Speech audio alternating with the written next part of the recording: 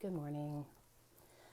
Hi, I'm Chris, and my group is Find Your High Vibe, and I think I will share into my other group, Gen X Women.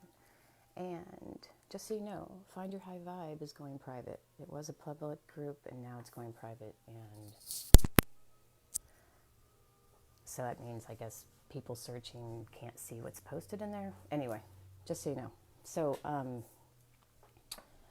as you know, I try not to watch a lot of the news, although it's in my city, so I watched what I thought I needed to last night. And so, as an empath or a highly sensitive person or just a caring person, you see bad things happening and you want to go help. And I've had to struggle with those feelings of I need to do something, I need to feel like I'm doing something, helping in some way. But then I realized the best thing I can do is take care of myself.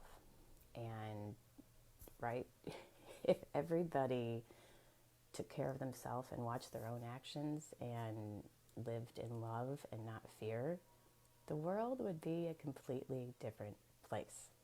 So I was thinking, the 6 degrees of separation, there's 6 degrees, then you have influence, right? That's just showing somebody's influence. So if Kevin Bacon was an incredibly loving and, just influential dude, think of all those movie sets and crews he could have affected. And, then there's the ripple. It goes, those people go home to their families, and then it, spreads from there. So that's what I'm working on. I take care of myself. I act in alignment with my values and love. And I take care of my 4 people. And it's not just me talking to them. We started to have conversations this week about what's happening. And it's really not those conversations. It's what I'm doing every day.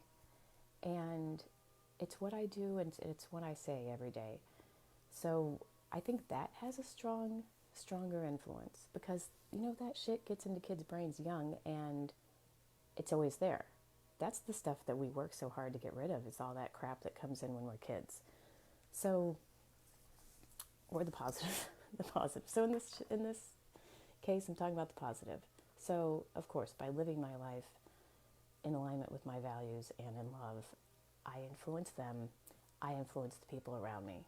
And if everybody did that, we would be set. So, that's how I relieve myself of the need to go do something and feel like I'm doing something, right? Feel like you're being productive. It's almost the same thing. You're productive when you're taking care of yourself. Okay, so that led me, I'm going to try to keep this shorter today. I used to work at the Mayo Square, Minneapolis Starbucks. And it's a really crazy place. And it's not a location that you would say, hey, that's where I want to work. Because one, it's a pain in the ass to get there because parking downtown is so expensive. And I'm in St. Paul. So like I said, I would take the light rail. And I would actually park in the Target parking lot that you may have seen on TV recently. St. Paul, not Minneapolis. So here's my funny story. Well, anyway, at that Starbucks location, customers, all types, every background, every type of person came in there. And I learned quickly that you don't know shit until you're interacting with somebody, where they're coming from, where they've been. So I learned that right away. And my working at Starbucks, here's my biggest annoying thing with customers. When they walk up to me, I try to figure out if they know what they're talking about. Is this person a Starbucks person who knows what the hell they're talking about, or am I going to have to lead them through ordering? Like that was my main concern when I was working. But I learned quickly in this tiny little Starbucks that you didn't know who you were serving, So I had a great manager, the best manager. And it was Every customer, you talk to them, you get what they want. That's it. We didn't have conversations. Like, I've worked places where there have been uncomfortable situations, and again, that's where you act in your values. But this was a great store, great manager, and we served everybody. So, um, here's a crazy situation, and crazy to me. And I don't know how this thing affected me. So anyway, I would sometimes have to get on the train at 4 a.m., 5 a.m., and so I would drive there, park in the parking lot, and Target is in front of the eastbound going to St. Paul. I would park there. I would have to walk across that platform and cross the street, the intersection, to get to the train platform to go west to Minneapolis, okay? And it would take me about 3 minutes from the time I pull in and get to the platform. So that's me trying to time getting on the train. Sometimes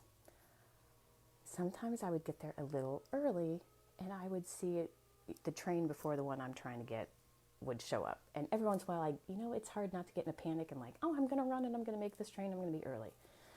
Well, one morning, I went and I parked, and I was saying to myself, I know there's going to be a train coming by. I'm not going to run.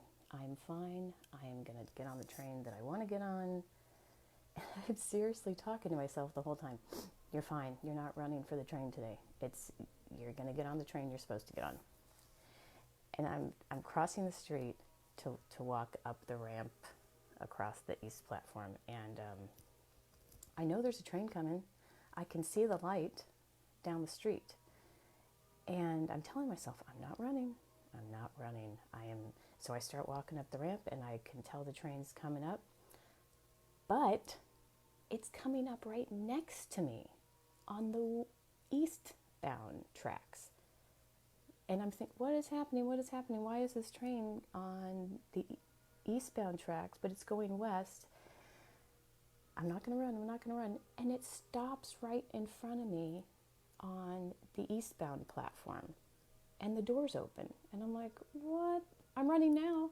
So then I start running, and I get on the train, and I look around, and there's always people asleep or half asleep. And I'm like, what is going on? Why is what? And nobody I can talk to. But I'm like, what just happened? And I sit down, and I look, and I'm like, I'm going the right way, right? Like, this. And somehow the train had then switched to the right side, to the westbound. And I didn't know what had happened, but it was weird. I was like kind of giddy and kind of freaked out, and it did something to me. And that day, I was on register, and that day, every customer who came up to me, like that namaste, I was feeling it, like I was in it. I don't know how these things relate to each other, but that was like a true feeling for me of the light in me recognizes and honors the light in you. I felt it all morning. Every customer I looked at, I was looking that person straight in the eye, and I was like so happy to be asking them for their order at Starbucks. It was so bizarre. It was really weird, and it just had this really bizarre effect on me. But that's the best I can explain. It was like I was feeling that namaste, and it was just amazing. And this feeling I had was just amazing. And every time I try to explain it to someone, they're like, "Yeah, who cares?" BFD. The train came on the wrong side. It was bizarre to me. And what else did I want? So working at that Minneapolis. Just living in this area, it's such a mix of different people and like different feelings around here. When we first got here, we were in Minneapolis, and I thought everyone drove so politely. It was really weird. I'm like, wow, this is a big city, and everyone drives so nicely. Then I came over to St. Paul, and it's a different story over here. Man, there are crazy drivers on these streets. But again, what can I do? I can show my kids, okay, take care of yourself. And we don't know what that person's going through today, so let's just give them a little space, send them some light and love. And so I watched a video from Mike Dooley yesterday, and he was talking about this really horrible situation this week and everybody's reactions. And he was saying, we may feel compelled to take action and do something. So whatever love calls you to do, then follow that. And maybe you're not called to do anything, and honor that too. So I think this is when these tools come into play. And I had a lot of energy just in the air and around me the last couple nights that I think I just needed to get out. And that was my video yesterday. And if anyone's watched it, thank you. Like, I really needed that, just processing what we were dealing with and what's happening. And it's I don't know, it's really weird to live that, to be here right now. So do what you can with yourself. Take care of yourself and live in alignment and send out love, not fear. And if everyone did that, that would be great. That's all we can do, right? Be the change that you want to see in the world. So watch your sphere of influence, okay? And I hope you have a lovely day. Thank you. Thank you for being a witness to my thought processes and feelings and all that good stuff. So take care. Be well.